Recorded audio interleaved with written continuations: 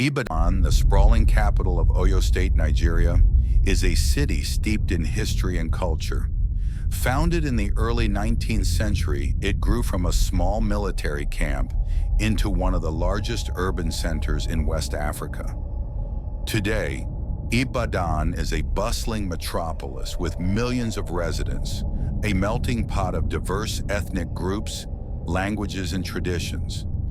Yet beneath its vibrant streets and markets lies a tale of darkness that few dare to tell.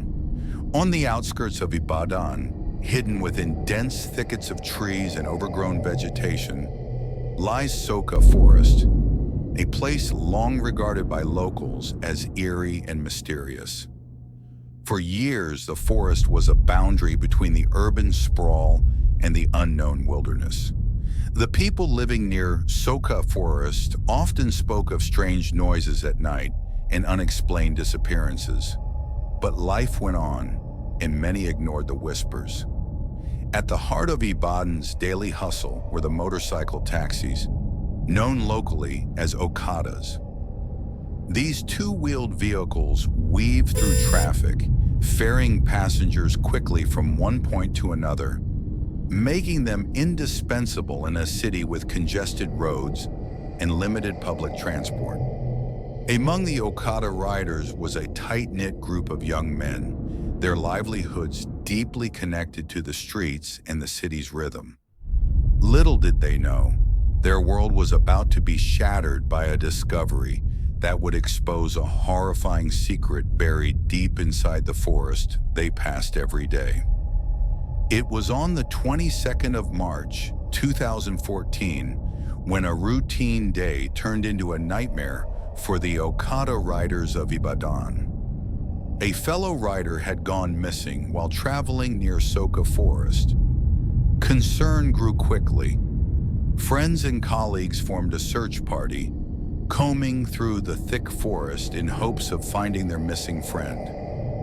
As they pushed deeper into the wilderness, they stumbled upon something chilling, a decrepit, abandoned building, hidden away and surrounded by dense vegetation.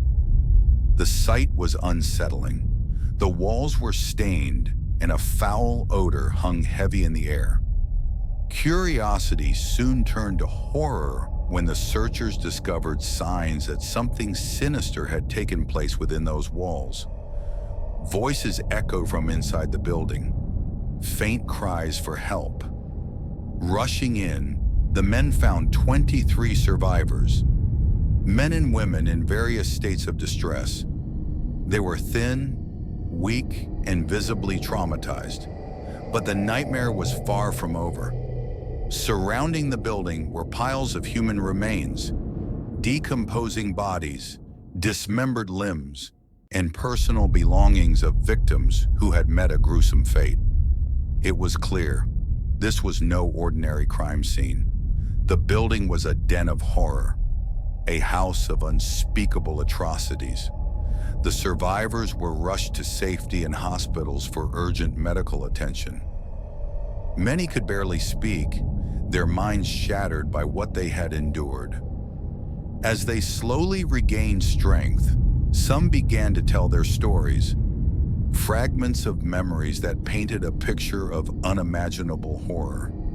They spoke of being abducted in broad daylight, some under the guise of government officials or urban renewal agents, lured with promises of jobs or aid. Once trapped in the compound, the captives were subjected to brutal torture, beaten, starved, and held in filthy conditions. Several survivors described witnessing murders, dismemberments, and ritualistic sacrifices carried out by their captors.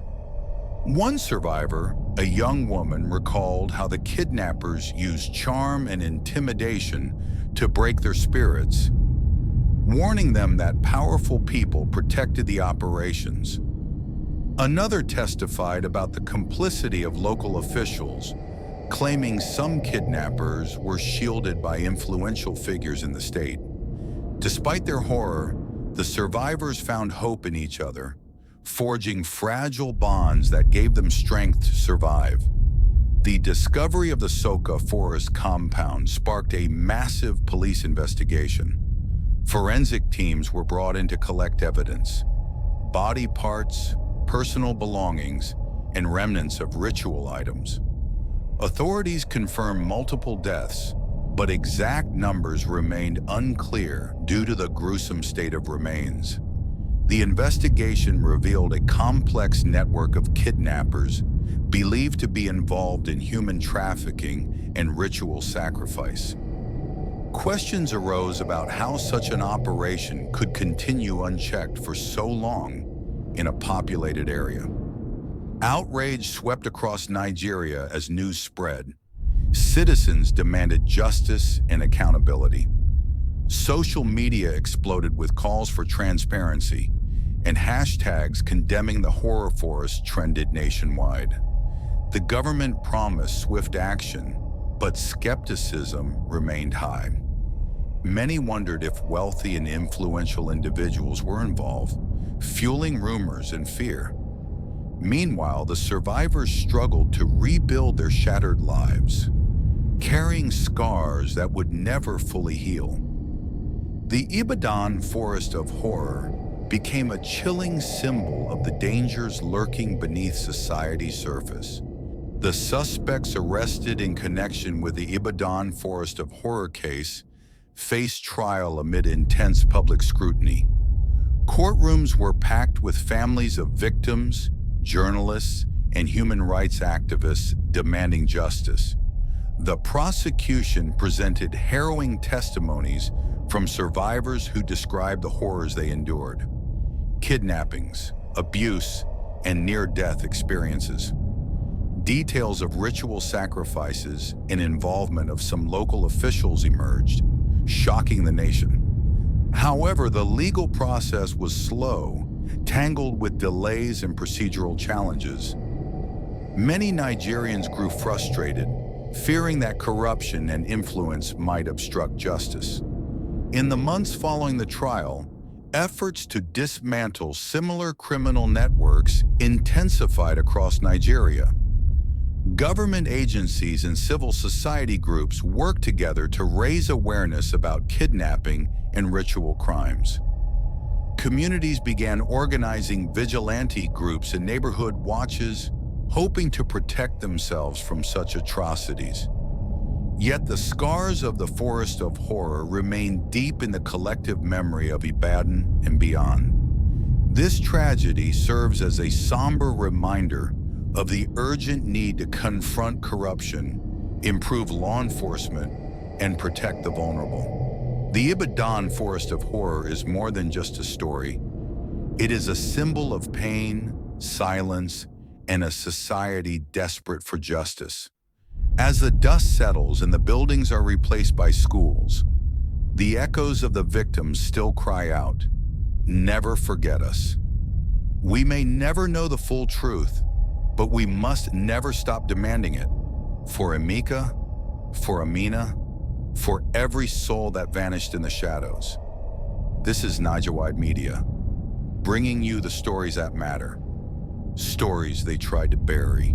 Don't forget to subscribe, share, and comment your thoughts below.